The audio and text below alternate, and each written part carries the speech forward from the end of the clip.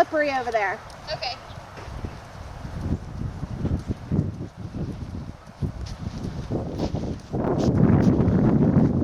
But really, don't be afraid to experiment.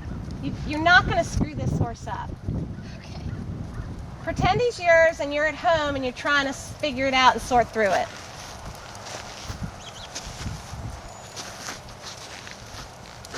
As long as you guys are both safe, I'm happy. Mom too. Yeah.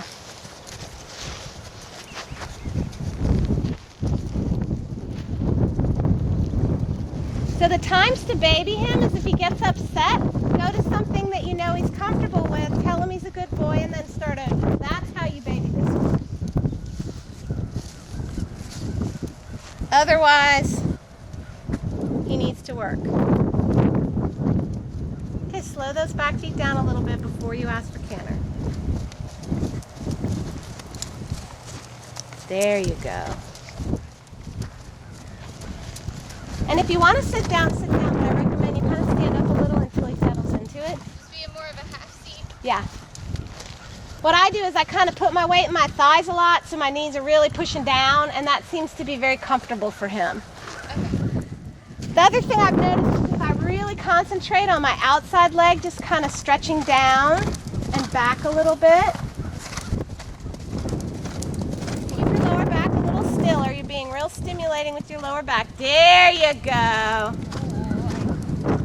Yeah, you're used to having to push, aren't you? That floppy lower back tells me that's how you get your horse to go. This one, settle in the thigh. Yeah. Good. And see if you can get a little more bend, and don't let him trot when you ask him to bend. And then, yep. Yes, that's okay. When he does that, I let him, because what's happening is he's trying to sit down and he hasn't quite figured out what to do with his front end when he does that. So he's a little bit erratic with his front end when he tries to sit. Yeah, you just got a little more sit. Do you feel it? And once you get the sit, don't let him get too quick, because then he'll flatten and he'll scare himself. That was perfect. But that was the perfect learning experience for him, because you didn't trap him in front, but you didn't let him get like this. Because you know how he had that one moment coming around the turn where he kind of made a bid for it and you were like, mm-mm? That's when he would have gotten quick and scrambled, and he would have gotten a little scared. That was perfect.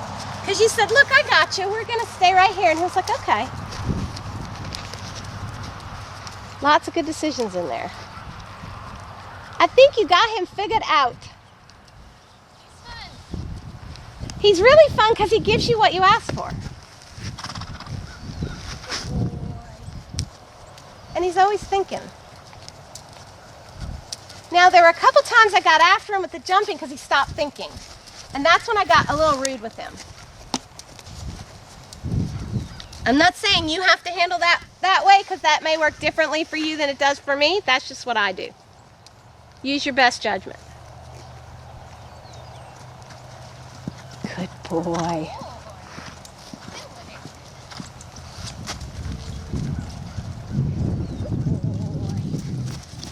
Oh, she's not gonna scare me, is she? Isn't that funny? You see these moments in his eye where he's like, oh crap. And he's like, oh, I'm fine.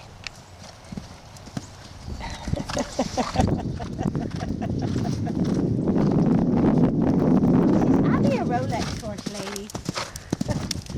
Very, very, very well done. Yay, you.